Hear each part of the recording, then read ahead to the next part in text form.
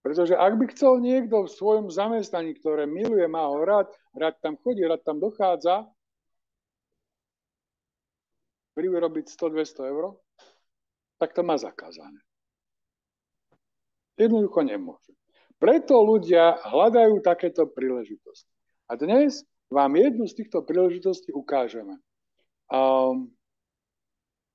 Dnes si môžete zariadiť ešte v tejto chvíli svoj vlastný internetový eko-obchod, eko-market.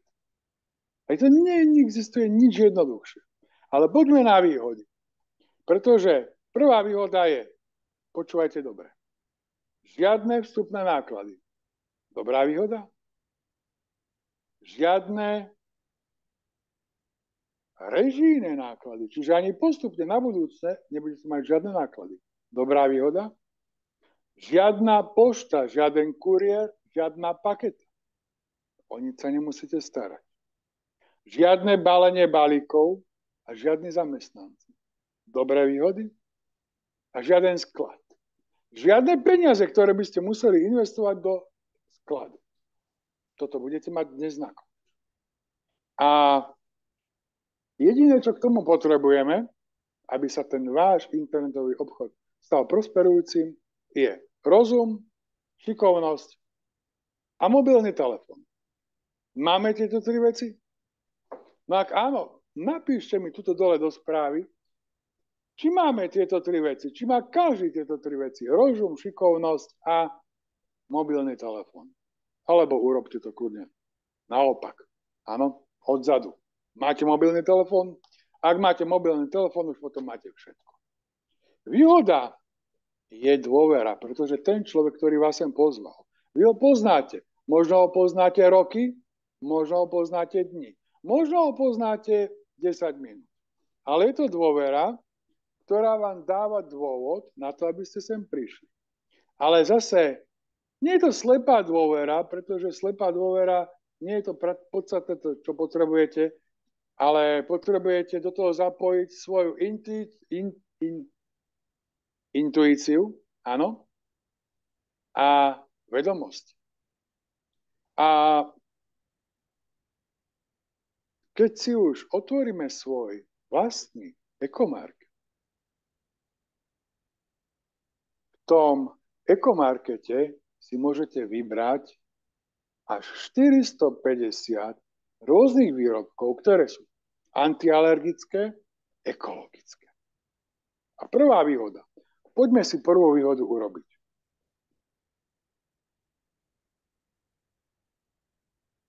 Keďže je to váš vlastný ekomarket, vy ho môžete využívať tak, ako vy chcete, ako sa vy rozhodnete. Ak sa niekto rozhodne vlastniť ekomarket a len pre vlastnú potrebu, tak teraz počúvajte dobre. Iba jednou registráciou získavate 20% zľavu. Nie je zľavu. Dostávate veľkoobchodné ceny. To znamená, keby ste prišli do svojho obľúbeného supermarketu a chcete si maslo kúpiť za 12 eur, vy zaplatíte iba 10. Áno, 20% zľava na všetky produkty. Ako si udržať 20% zľavu na všetky produkty? Stačí dvakrát do roka urobiť vo vlastnom ekomarkete nákup. Je to také jednoduché? Dvakrát do roka. Dobre, možno sú tu ľudia, ktorí by povedali, že tých prostriedkov, tie produkty, ktoré sú v tom vlastnom ekomarkete, že sú na vlastnú spotrebu málo, aby ich dvakrát do roka. Takže môžete nakupovať 12 krát do roka. A vtedy dostávate druhú zľavu, pretože váš vlastný ekomarket vás odmenuje a dostávate 20% cashback, peniaze naspäť z vašeho nákupu len preto, lebo robíte pravidelné nákupy. Po 6. mesiaci už dostávate 20%. Dobrá výhoda. Keď máte svoj vlastný ekomarket, tak máte ešte aj veľkoobchodné ceny a veľkoobchod vieme veľmi dobre, že odmenuje ľudí, ktorí nakupujú vo veľku. Pre vlastnú potrebu alebo iným spôsobom. Máme 3 rôzne spôsoby, ako si urobiť vo vlastnom ekomarkete nákup väčší nákup. Väčší nákup 500 eurový alebo 1000 eurový je odmenený ďalšími 20%, ktoré dostávate do cashbacku naspäť. Ďalšia výhoda. Ale to nie je všetko. Ešte máme nedeľné výhody. Tvoj vlastný ekomarket obsahuje každú jednu nedeľu výhody, kedy má 10 až 30% zľavy na určité druhy tovaru, ktoré môžeš každý týždeň využívať. No nie je to úžasné? A teraz si povedzme, tovar si vyberáme podľa vlastného uváženia, podľa vlastnej potreby. Pochopiteľne, keď chodíš do svojho obľúbeného supermarketu, tak tiež nekupuješ z donútenia, len aby si mal zľavu každý týždeň vrecko zemiakov. A potom sa ti to bude hromadiť doma.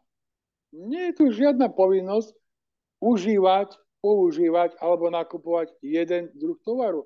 Ty si stále môžeš 450 druhov tovaru vyberať to, čo pre teba je výhodné. Ďalšia vec je, že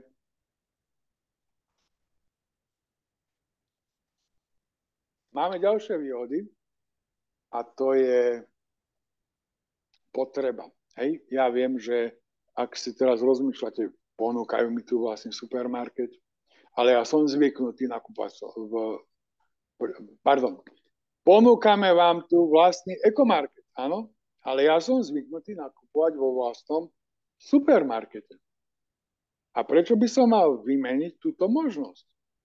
Pretože náš supermarket, do ktorého sme zvyknutí nakupovať, nám hovorí, že nemáme inú možnosť? Tak sa poďme pozrieť. Najbežnejšie veci, ktoré v supermarkete nakupujeme. Pranie, keď sa nám minie prach na pranie, keď sa nám minie aviváž, sme nútení ísť dokúpiť? Áno. Pretože sú to bežné výdavky, ktoré potrebujeme. Čistenie. Keď sa nám minie jarná riady alebo čistenie na umývadla, sme nútení ísť do supermarketu a kúpiť nové? Áno. A keď umývanie, vlastné telo, vlastné vlasy, ruky, keď sa nám minie šampón na vlasy, sme nútení ísť do supermarketu kúpiť nový, pretože ten supermarket nám tvrdí, že nemáme inú možnosť. Lenže tieto bežné výdavky si nikto neuvedomuje. A teraz som vám ukázal iba 3 z 12 rôznych možných spôsobov. Ale tieto 3 sú najzávažnejšie, pretože si nikto neuvedomuje a nezamýšľa sa nad tým, že sú toxické, alergické, že majú jedy na potkanov, že majú rôzne chemické výpary, ktoré škodia zdraviu, že majú neblahý vplyv na pokožku, pretože sa ich dotýkame. Dokonca oči, zrak a vlasy sa nám kazia, práve pretože ich používame. A teraz sme to nádhernú vec. Máte vlastný ekomarket a môžete si ozdraviť životné prostredie, životný priestor, v ktorom žijete a tie skúsenosti, ktoré chcete vedieť, aby ste sa dozvedeli, ako si môžeme životné prostredie oživiť, sa stačí opýtať ľudí, ktorí vás sem pozvali, pretože oni už majú dlhodobé skúsenosti. Ale teraz vás napadne radosť, eufória a poviete si, to je super, v tejto chvíli by som sa chcel zbaviť všetkých toxických látok, tak ich nahážem do jedného veľkého koša a vyhodím ich. A tu je tá jedna z vecí, ktorá hovorí, že ekomarket, áno, začína práve touto eufóriou, touto radosťou. A vtedy, keď získavate kľúčového človeka, keď sa sám stávate kľúčovým človekom, to je kľúčový človek, ktorý doporučí svoj vlastný ekomarket jednému alebo 5 ľuďom. A môže si zarobiť 200 alebo 500 eur. A vtedy si konečne môžete k svojmu platu jednoduchým spôsobom vlastným ekomarketom prilepšiť 200 alebo 500 eur. Ale máme tu ďalšiu vec. Keď to neurobíte dnes alebo zajtra, opýtam sa vás za tejto chvíli a napíšte mi to do tejto správy dole. Má každý jeden z vás televízor? Máme televízor? Áno. Dobre, máme. A pozeráte sa občas filmy ako Popoluška, Angelika alebo Správy? Minecraft? Áno. Áno. Viete, čo sa stane zajtra? Zajtra si pozriete film ktorý vám preruší reklama. 4 až 5 krát. A v tej reklame budú... Dobre. V tej reklame bude 4 až 5 krát a budú vám to dokola opakovať. Dnes ste sa dozvedeli, že sú toxické látky, že to chcete zmeniť. Oni vám budú dokola opakovať, že ten ich výrobok je jediný a najlepší. Aké sú najčastejšie reklamy? Lieky na bolesť, lieky na migrény, lieky na trávenie, lieky na poškodenú pokožku. Všetky tieto lieky majú vedľajšie účinky, vy to viete. Ale tá reklama vám hovorí kúp, pretože toto máš. A na druhej strane v tej reklame uvidíte chémiu. Presne tú chémiu, ktorú som spomínal. Tá chémia, ktorá spôsobuje bolesť, migrény, tráviace portleby a pokožky. Áno, pokiaľ to rozhodnutie spravíte, tak je treba spraviť hneď, keď ste v tej eufórii, keď máte chuť niečo zmeniť. Na druhý deň pozrite telku a budete tam, kde ste boli včera. Dnes vám ale ukážeme niečo, na čo ste čakali. Kľúčový človek. Ja viem, že veľa ľudí chcú vedieť, kto sú to kľúčoví ľudia. Dnes vám ukážeme prvého kľúčového človeka. Ja by som bol